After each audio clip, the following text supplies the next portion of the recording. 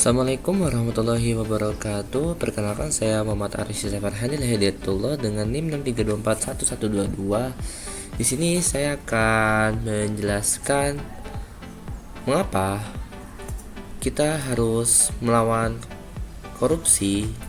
Itu diawali dari diri sendiri.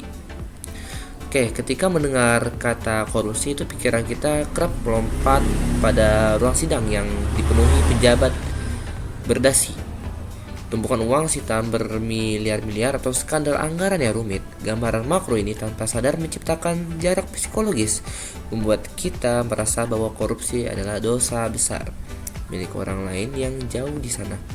Namun benarkah demikian?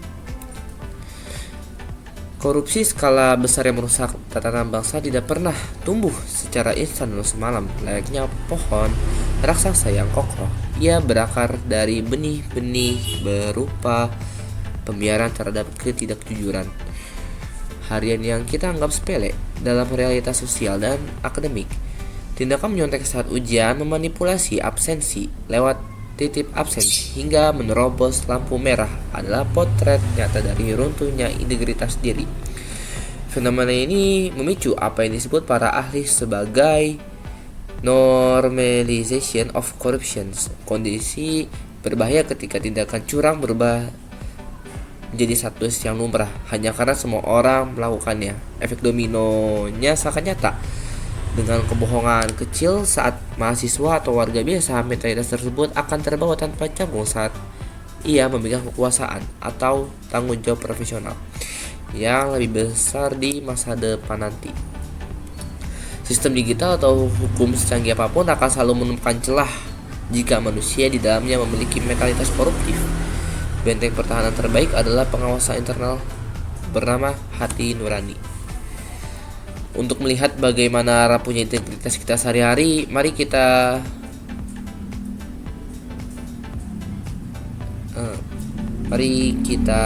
lihat misalkan dari contoh lingkungan. Itu bentuk perilaku koruptif harian. Terus dari akademik, itu ada nyontek, plagiarisme karya ilmiah orang, titip absen nanti saya jelaskan.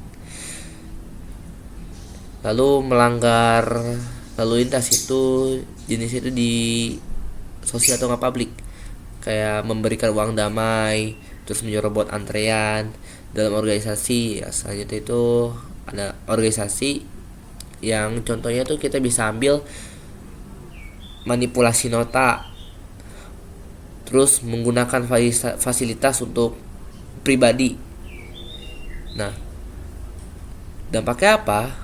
Dampaknya dari keempat yang saya sebutkan itu secara tidak langsung kayak melakukan korupsi, tapi dengan skala yang kecil, perilaku koruptif.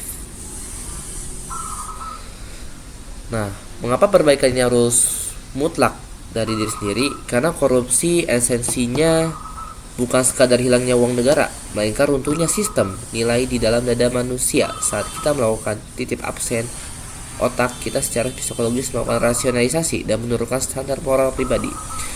Hukum eksternal yang tidak akan pernah cukup menolak korupsi harus dianalogikan seperti otot fisik. Jika kita tidak pernah melatih diri untuk jujur pada hal-hal kecil seperti disiplin, mengantri, atau menolak menyontek, jangan pernah berharap kita akan punya kekuatan moral untuk menolak suap bernilai miliaran rupiah di masa depan. Nah, ada 3 langkah konkret untuk membangun benteng diri pada diri sendiri, yaitu mengubah kebiasaan kolektif bangsa harus diawali dengan langkah sunyi di depan cermin kita masing-masing. Ada 3 strategi utama. Yang pertama itu kesadaran diri, terus yang kedua itu prinsip otonomi, yang ketiga itu akuntabilitas pribadi. Nah, mengapa korupsi di Indonesia itu tidak harus menunggu kita menjadi pejabat atau penyidik? Dengan memelihara kejujuran dari hal-hal paling sederhana yang saya sebutkan tadi, kita secara kolektif sedang membangun fondasi peradaban bangsa yang bersih, bermartabat, dan berkeadilan. Sekian dari saya. Wassalamualaikum warahmatullahi wabarakatuh.